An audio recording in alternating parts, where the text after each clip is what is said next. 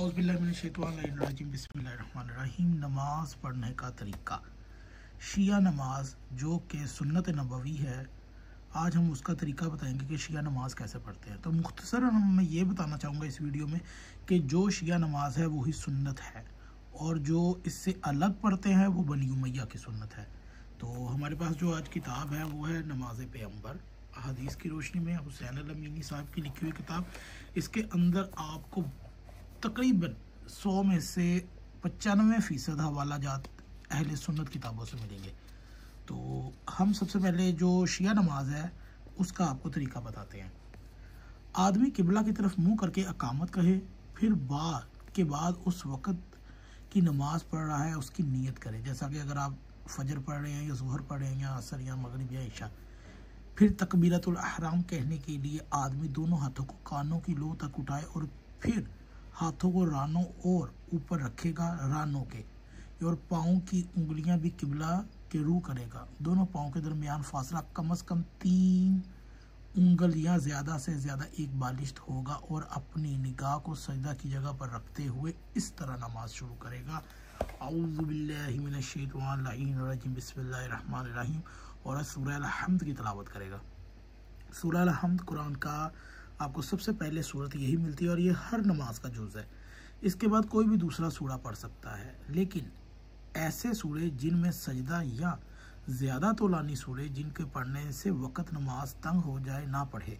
अगर अल्हम्दुलिल्लाह के बाद सूरह कदर पढ़े तो बेहतर है, क्योंकि हज़रत अली फरमाते हैं कि इंसान को इख्तियार है कि वो पहली रकत में सूरह अल-हम्द के बाद जो चाहे सूरा पढ़े, लेकिन दिन और रात की नमाज़ों में अफजल और बेहतर ये है कि वो पहली रकत में सूरह अल-हम्द के बाद सूरह इन्ना अंज़लना और दूसरी में सूरह अल-हम्द के बाद सूरह तौहीद पढ़े। किताब मन ला यज़ल फ़क़ीह के अंदर ये रवायत मौजूद है। और फिर जब आप सूरह अल-हम्द के बाद सूरा जोड़ेंगे तो आपने बिस्मिल्लाहिर्रहमानिर्रहीम पढ़ के सूरा जोड़ना है।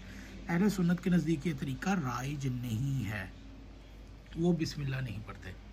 इसके बाद अल्लाहु अकबर कह के रुकू में जाए और 3 मरतबा कहे सुबहान रब्बियल आज़ीम व बिहम्दे। और वाज़ेह रहे कि मज़कूरा ज़िक्र अगर रुकू में 1 दफ़ा भी कह लिया जाए तो वाजिबुल अदा हो जाता है। मतलब कि 3 बार भी कह सकते हैं, 2 बार भी कह सकते हैं, मगर 1 बार ही अगर कह लिया जाए तो वो हो जाता है। फिर रुकू से सीधा खड़ा हो कर कहे समी अल्लाहु लिमन हमिदा और फिर सजदा के लिए जाए और इसके बाद अल्लाहु अकबर कह के सजदा में जाए और 3 मरतबा कहे सुबहान रब्बियल आला व बिहम्दे। वाज़ेह रहे ये ज़िक्र भी 1 मरतबा कहने से वाजिबुल अदा हो जाता है।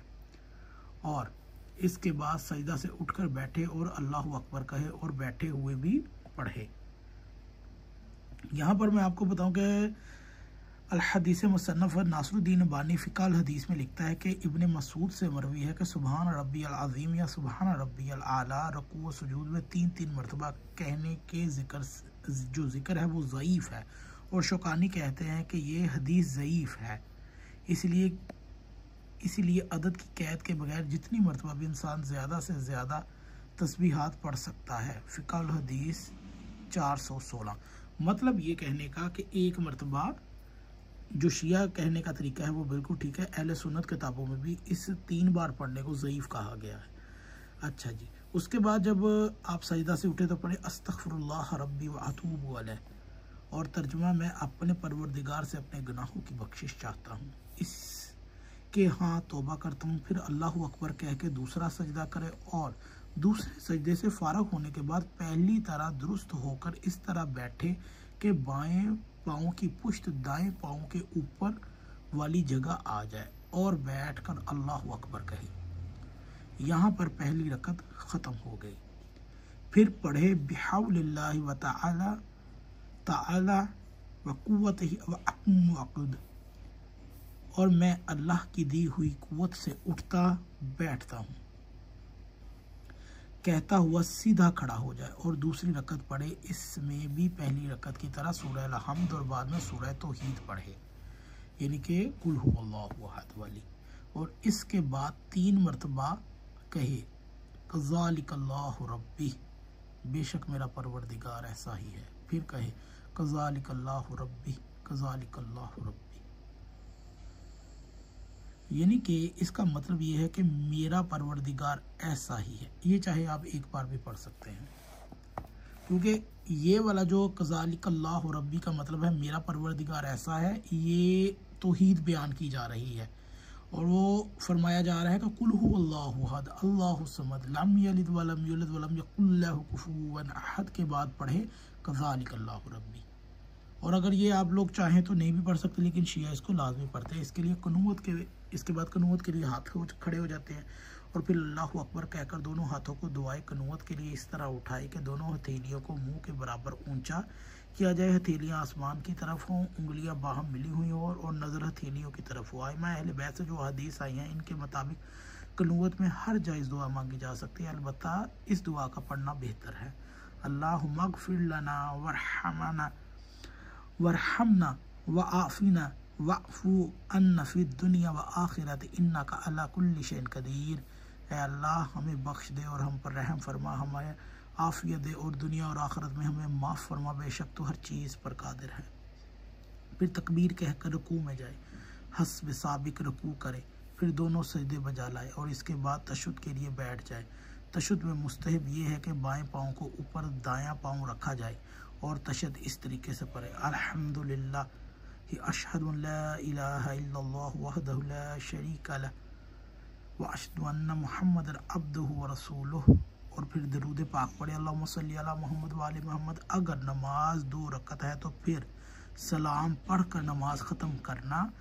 सलाम इस तरह पढ़े, अस्सलामु अलैका अय्युहन नबी व रहमतुल्लाहि व बरकातुहु, अस्सलामु अलैना व अला इबादिल्लाहिस सालिहीन, और अस्सलामु अलैकुम व रहमतुल्लाहि व बरकातुहु। इसके बाद 3 मरतबा कहे अल्लाहु अकबर अल्लाहु अकबर अल्लाहु अकबर, और हर बार हाथों को कानों तक उठाए और यहाँ पर 2 रकत नमाज ख़त्म हो गई।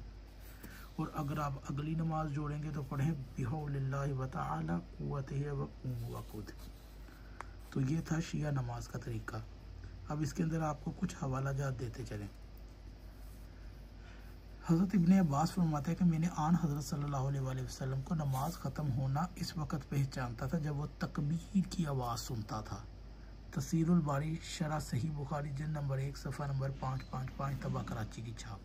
मतलब कि अब्दुल्ला इब्ने अब्बास कहते हैं कि जब हम नबी की नमाज को ख़त्म फरमाते थे तो हमें तकबीर की आवाज़ सुनाई देती थी। और ये शिया के नज़दीक आज भी जायज़ है कि सलाम के बाद वो 3 मरतबा तकबीर पढ़कर ही नमाज ख़त्म करते हैं। मज़ीद हवाला जात के लिए सही इब्ने खुज़ैमा में उम्मुल मोमिनीन आयशा फरमाती हैं कि रसूलुल्लाह 2 रकतों के तशहुद में अल अत्तहियातु पढ़ते और बाएं पाँव को दाएं पाँव पर के नीचे रखते, जिल्द नंबर 1 और सफ़ा नंबर 629। और नासरुद्दीन बानी लिखते हैं ये हदीस अपने शवाहद की बना पर सही है। और अबू ताहर मजदुद्दीन याकूब फ़िरोज़ आबादी भी कामूस से आन हज़रत सल्लल्लाहु अलैहि वसल्लम के शब व रोज़ पर मुश्तमिल किताब सफ़र व सआदत के सफ़ा नंबर 36 पर लिखते हैं कि आखिरी तशहद में आप सल्लल्लाहु अलैहि वसल्लम बाएं पाँव को दाएं पाँव के नीचे रखते थे। मतलब कि बाएं पाँव को दाएं पाँव के नीचे, यानी कि जो शिया नमाज का तरीका है वो ज़्यादातर अहले सुन्नत की नमाज से साबित है। तो ये थी शिया नमाज। अगर आपको ये वीडियो अच्छी लगे तो ज़रूर शेयर कीजिएगा। आने वाली वीडियो में हम आपको मज़ीद इन्फॉर्मेटिव वीडियोज़ बताएँगे।